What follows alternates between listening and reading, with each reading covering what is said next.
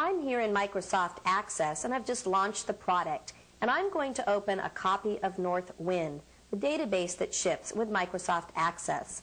I'm going to double-click More Files, and I'm going to go into a folder on my D drive called Keystone, where I've placed the files that we're going to be using in this course.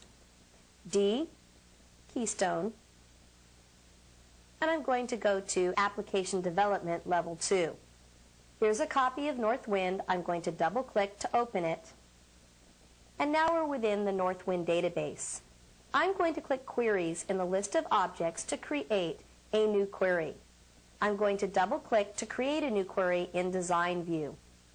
I'm going to add 3 different tables to this query: Customers, Orders, and Order Details.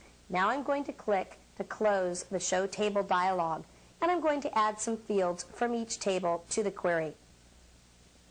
I'm going to add the country and the city from the Customers table.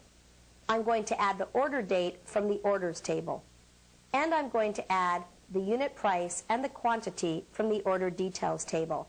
If we run this query right now, notice that we get countries, cities, order dates, unit prices, and quantities. But what I want to do is calculate the extended price, which is going to be the unit price times the quantity.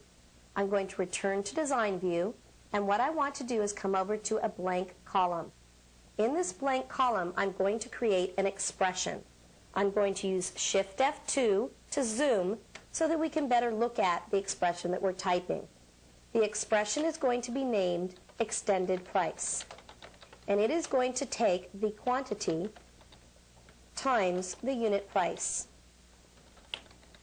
I click OK, and let's test the query. Running the query, you can see that the extended price is indeed the unit price times the quantity. So we can see the result of the calculation. Not only can we enter calculations that are based upon numbers, we can also enter expressions that involve strings or dates. Let's take a look. I'm going to leave this query as is for a moment and tap my F11 function key to bring up the database window. I'm going to create another query in Design View that's going to involve the Employees table. So I'm going to double-click Employees. Now I'm going to click Close. Let's say, for example, we wanted to create an expression that combined the first name and the last name. Again, Shift F2 to zoom, and I'm going to type an expression name of full name, then a colon, first name, ampersand, quote, space, quote, ampersand, last name. I'm combining or concatenating the first name and last name, and I'm combining them with a space. Clicking OK, I'm going to run. And notice that we're displaying the full name. Let's see the other types of things we can accomplish. I'm going to return to Design View, and what I'm going to do is I'm going to change this so that I take the last name, I'm going to concatenate it with a comma and a space, and I'm going to concatenate that with the first name. Now I'm going to run, and you'll see what I get is the last name combined with a comma, space, and the first name. I'm going to show you one more before we move on. I'm going to Shift F2 to zoom. There's a built-in VBA function called left. Left accepts 2 arguments or parameters. The first argument or parameter is what you want to take the left of. I'm going to take the left of the first name, but I only want to take the left of the first name for 1 character. Now I'm going to combine that with a period, and I'm going to take the left of the last name for 1 character.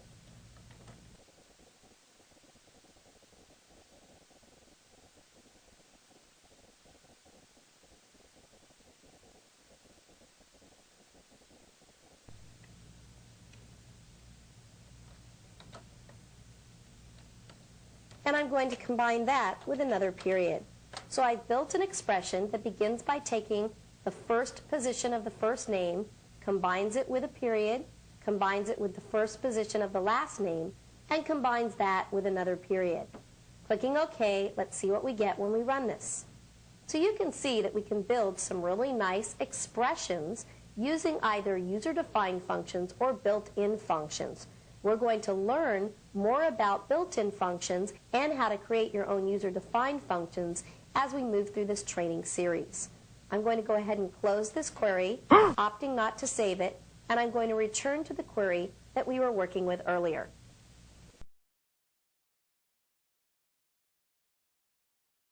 Now that you know how to add expressions to your queries, let's take a look at how you can aggregate query data. In other words, total the data in your query result. Let's begin by saving and closing this query. I'm going to click to close the query and indicate yes that I do want to save it. I'm going to call this QRY Customer Order Info. I'm going to click OK and the query will close, but it will be saved. And notice that it was saved as QRY Customer Order Info. The reason that I did this is I want to show you that you can copy and paste a query or another object in your database. I'm going to right-click the query and select Copy. Now what I'm going to do is use the Paste tool on the toolbar, and I'm asked for the name of the copy of the query. I'm going to call this one QRY Customer Order Summary. I'm going to click OK, and we now have two copies of the same query. I'm going to go into this copy in Design View.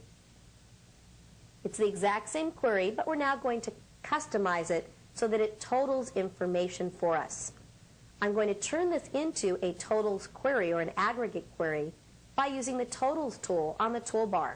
I click the Totals tool, and I want you to notice that an extra row was added to the query grid. What we want to do right now is group by country, city, and order date. We do not want the unit price or quantity to appear in the query result, so I'm going to select them and delete them. What we want to do, though, is we want to sum the extended price. So for every country, city, and order date combination, we want Access to take the quantity times the unit price and sum all of the quantity times unit prices for that country, city, order date combination.